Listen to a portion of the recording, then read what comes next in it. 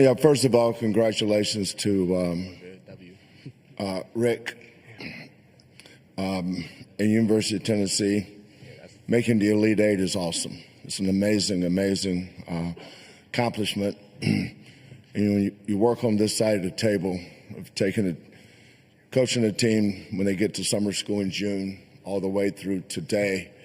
I know what it's like. I know the heartbreak and the tears that's going on in that locker room, but they had an awesome, awesome season, and they're coached by a Hall of Famer in every sense. So, congratulations to Tennessee on a great year. Really proud of our kids. We're playing a tough conference. I think going 19-1 in the Big 12, 10-0 on the road prepared us for this. Because the Purdue game was kind of like a road game. Tennessee with their fans, a little bit like a road game too. But our kids are kind of calloused to that, and so kudos to them. Really proud of this bunch. I think the reason why we've been so good over the years is we've developed a great culture that our seniors adopt and make sure that our young kids and new kids buy into it. We're kind of a homegrown program, and we bring kids in as freshmen. And it's been a secret sauce of ours. And we've had two kids the last 2 years in the portal, LJ, who came from Baylor, and Milos, who came from Oklahoma. But their character and their willingness to be coached the way we do it, and their maturity, I think has really helped. So, we have a really good team. I think being humble and staying hungry every day has really helped us.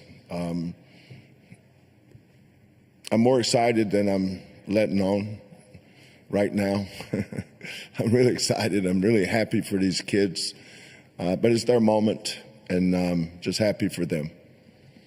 Thank you, Coach. And we'll take questions for Coach or the student athletes. Please raise your name, state your name, affiliation, and to whom the question is directed. Right here. Chris Schumer, Capital Sports Journalism.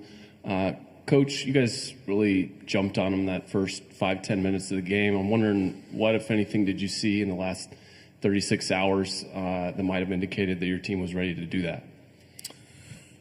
Well, it wasn't the last 36 hours. It's since June. We didn't get good the last 36 hours. We just went through the Big 12 tournament, played 3 games there.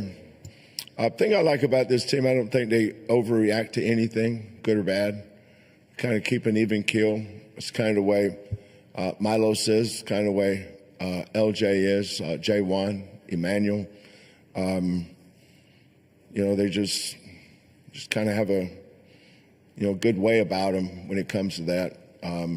We spent a lot of time with Purdue, just like they did us, because from the we played Arizona in the who did we play? Who was our first 2 games against in the tournament? SIU. What are you talking SIU and Gonzaga. So after SIU and Gonzaga, we knew we were playing Purdue, so we spent a lot of time preparing for them. And then Tennessee, I'd seen Tennessee play quite a bit. I knew Zakai Ziegler and Chaz Lanier, and the Gainey kid. We'd seen them a lot, but we just felt like it was a good matchup for us. Our defense and our rebounding. I thought Terrence Arsenault coming off the bench early when J1 got his second foul allowed me to leave J1 over there so he could be ready the second half. But the strength of our team has always been our team. Emanuel and Milos and L, J1, JoJo, they've all taken turns being the best player for that week or the next 2 weeks. But, we have a good team. and whoever we play, is our next game, and we get prepared for it. And that's been our secret sauce. Question right over here, Dave. Coach, this is for Coach Sampson and Emanuel, please. First bucket of the ball game, you guys scored, and then Emanuel tied up in a volunteer there at the top of the 10-second line for a held ball situation. You guys go down and score, and then after 10 minutes, you're up 17-4. The defensive pressure that was set early. Can you talk about that, please? Emanuel, we'll start with you. I mean, that's what we do. We're a great defensive team, and that's how we like to set the tone of the game, is on the defensive end. And I think when we come out with the right intensity, we're a hard team to beat. And, we did a great job of that today. And, it helped us as we carried it, on for the rest of the game. Coach? Yeah, we start with our defense. Our kids understand how meticulous we are with our game plans, what we're trying to take away. And our kids have a very high basketball IQ. We have a very smart team. We're able to do some things that maybe outside the box, whether it's spending extra time like on baseline out of bounds plays. We spend a lot of time on that, offensively and defensively. We take pride in not being scored on baseline out of bounds. But Tennessee was different than Purdue and Gonzaga in that they didn't run a lot of ball screen stuff. They did the second half. But the first half, they just changed the angles of their pin downs. Not a lot of staggers. Lanier and Gainey, Ziegler, if you watch them when they beat Auburn or beat Alabama, they played a certain way. But, we play the way we play. And our kids are very confident in our approach and our defense. Question right here. LC Norton, SB Nation. Question for Coach. Hard-fought game, building that early lead, then protecting it, ultimately taking that intentional shot clock violation late in your last possession. What moment did it really sink in that you were going to win the game ultimately and move on to the Final Four? Well, I don't allow myself to think that way until the game's over, out of respect, number one, for the game. You always respect the game. And then number two, respect your opponent. Now, when the game was over, I was excited, but I know how hard our kids work. I know that, most of our work is done in anonymity.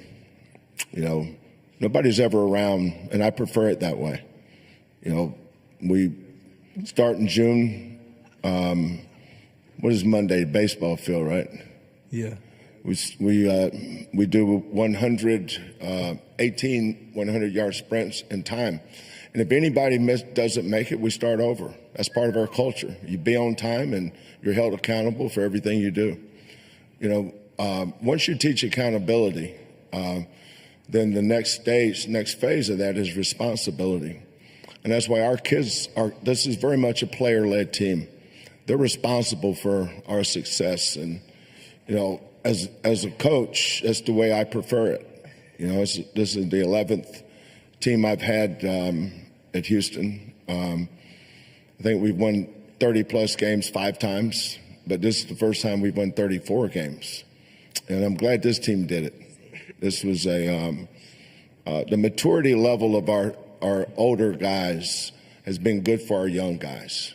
So when the horn blew, my first thought was to Rick, because getting to the Elite Eight is such an amazing accomplishment, and I knew that he would be a little bit down, so I thought about him.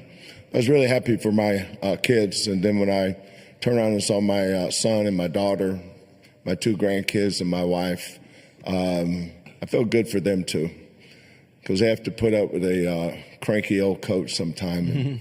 It's good to be able to share this with your family, and that's what's most important to me. Right here. Mo Hyder from ABC 13 Houston. Coach, I've asked the players this, but I wanted to ask you, looking forward to next week, how exciting is it to have the Final Four in San Antonio, so close to Houston, for the team, as well as for the student body and the fan base as well? excited about it. You know, we 2 years ago we beat Auburn in Birmingham, and we were the higher seed. You know, we were the 1 seed coming here, and Purdue and Tennessee. That's great for them. I mean, they didn't ask to be here; they were chosen to be here, just like we chose to be here. But we didn't really talk about that with our team. We just said 2 more road games. That if Kentucky had won today, that would be a road game because their fans are going to quadruple our fans. Tennessee's fans were awesome today. What's the attendance at this place? Does anybody know? What's the seat?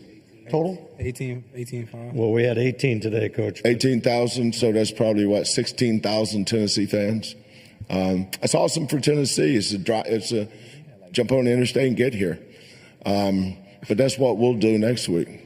We'll jump on the interstate and we'll head down to San Antonio. So that's why you don't complain, because it can flip the other way. Proud of our guys for finding a way to win. We beat 2 outstanding programs, not just teams, great programs here this week in Purdue and Tennessee. We got about 4 minutes or so right here.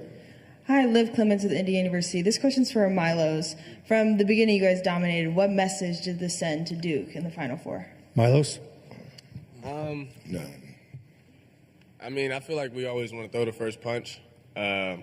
E-Man, the way he guards, he was able to get a jump ball early. I feel like it shook those guys up a little bit, and it's super important to just keep our foot on the neck. So I think we did a good job with that. Questions, please. Right here. For Coach, given what happened to Malik last game, he made that clutch 3 and had a significant contribution. How awesome is it to see him really just compared to that day and to this day? Coach. I'm going to let L take that one. Go ahead, Fo. You can ask it again. How satisfying given what Malik went through the last 24 hours to see him. Talk about that dog. I mean, Malik is one of the most underappreciated players on the team, most underrated players in the country. So we definitely appreciate all the little things he did, and I'm glad he had a moment like that to hit a big shot for us, because he does all the small things that people don't really talk about, like getting rebounds, loose balls, block shots. So, he's a big piece of our team, and he stepped up big for us today. And he had a concussion. Dave Reinhardt, WCBK Sports. Coach, about 6 minutes ago, the score got to be about 11 points, and then 5 threes fell in a row for you guys. Boy, let's talk about that run right there at the end of the ball game. Yeah, I've seen that many times from our group, home and away.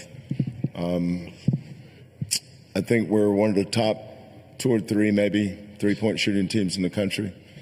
All 3 of these guys shoot 40+% from the 3-point line with volume attempts. So it's no surprise. I was more surprised they missed some of the ones they did. But, just kind of stay the course. When they started pressing us, my message in the huddle was be fearless. Don't be afraid to take a big shot. And don't be afraid to miss it either. What's the worst thing can happen? You miss it. Well, we're also a good offensive rebounding team. That's why missed shot is so much better than a turnover. You can't rebound a turnover. So if you get a window, I talked to LJ about this a lot. I don't have to talk to Emanuel.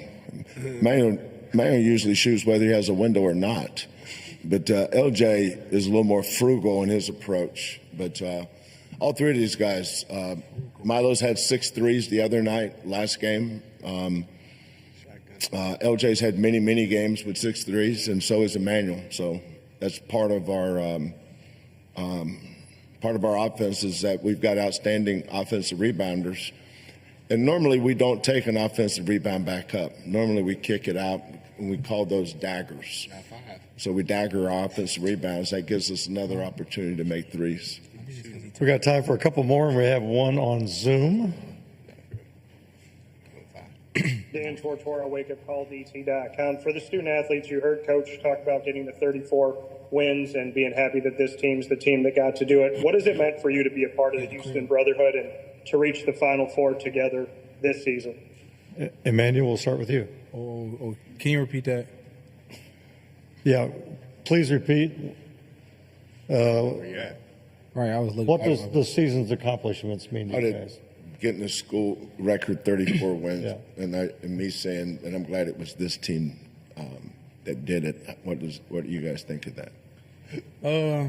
I mean, it's a good feeling. Just knowing what we've been through this season.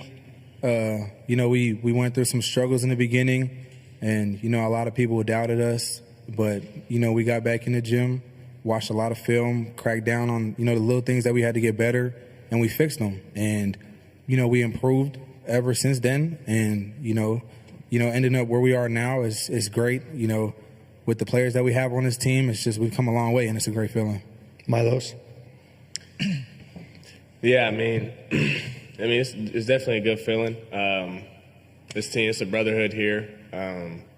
I love lacing up next to E and L every day. So I mean, it's definitely it's big time for sure.